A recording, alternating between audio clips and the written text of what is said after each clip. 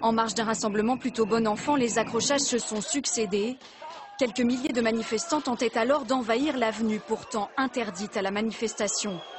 Pour les contenir, les forces de l'ordre ont usé de leurs matraques et de gaz lacrymogènes. Une attitude inadmissible pour l'opposition. Des familles et même des enfants auraient été victimes de gaz lacrymogène. Le ministre de l'Intérieur indique que seule une minorité de personnes très déterminées ont été mêlées à ces échauffourées.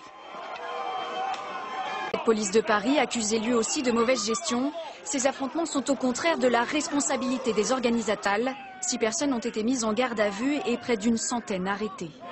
6 personnes ont été mises en garde à vue et près d'une centaine arrêtées. Les enfants ont reçu des gaz, ça courait de partout, les enfants pleuraient, des personnes âgées ont été touchées et je suis scandalisée aujourd'hui. Où les forces de l'ordre ont-elles réagi de manière disproportionnée en utilisant des gaz lacrymogènes alors qu'il y avait beaucoup de familles dans le cortège? Les réponses tout de suite avec Clément Legoff. Le face-à-face aura duré jusque dans la soirée. Il est 21h sur les Champs-Élysées, l'épilogue d'un rassemblement terni par des incidents parfois violents. L'avenue de la Grande Armée est bondée et plusieurs centaines de manifestants forcent les barrages. Certains groupes défient les forces de l'ordre ou les contournent par des rues adjacentes. Des familles suivent le mouvement jusqu'à envahir les Champs-Élysées en fin d'après-midi. On est tous pacifiques, on veut juste aller par là parce que regardez tout ce qu'ils ont mis comme... On est des gens pacifiques, on défend juste des idées, on n'est pas là pour casser. Quelle a été la réponse des forces de l'ordre? À de nombreuses reprises, CRS et gendarmes mobiles ont dû faire usage de bombes lacrymogènes. Le ministre de l'Intérieur dénonce un rassemblement mal géré. Certaines familles ont été incommodées ou bousculées, mais la réaction de la police n'a pas été disproportionnée, d'après le ministère de l'Intérieur.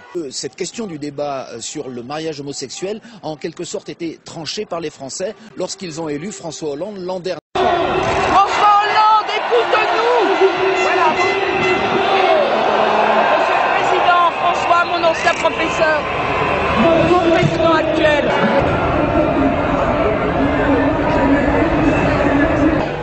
On ne nous a pas entendus. Le 13 janvier, nous étions plus d'1 million. On ne vous a pas compté.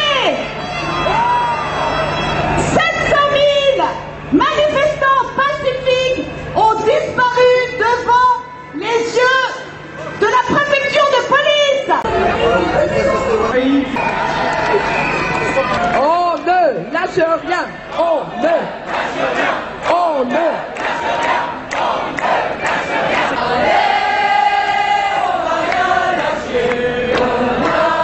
Monsieur Hollande doit démissionner ou... Hollande, démission! Heureux, puisqu'il n'aime pas organiser des référendums s'il risque de les perdre. Monsieur qui n'accepte pas l'opposition, il n'est pas très courageux et n'assume pas. Il a des subordonnés. Monsieur Bernard Bocco de la préfecture de police. Démission!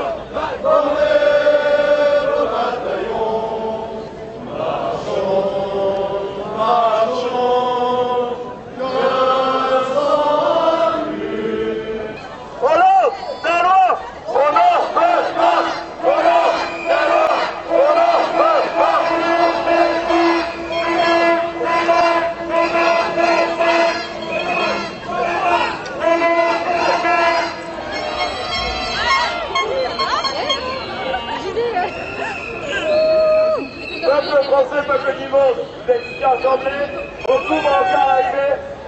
On est un peu référentiel, en aucun cas on est homophobe comme certains politiques.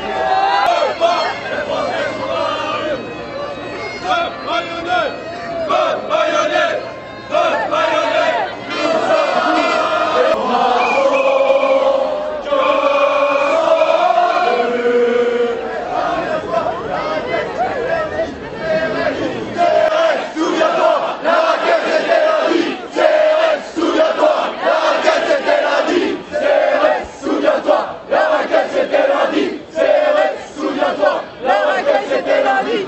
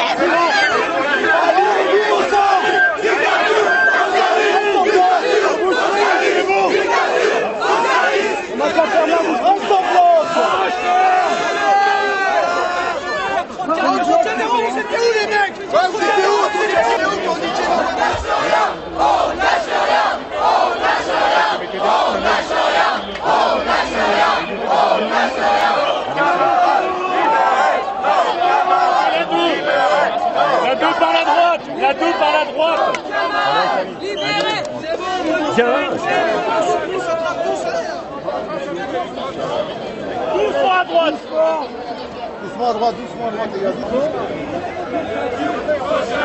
Dictature, socialiste, dictature, socialiste.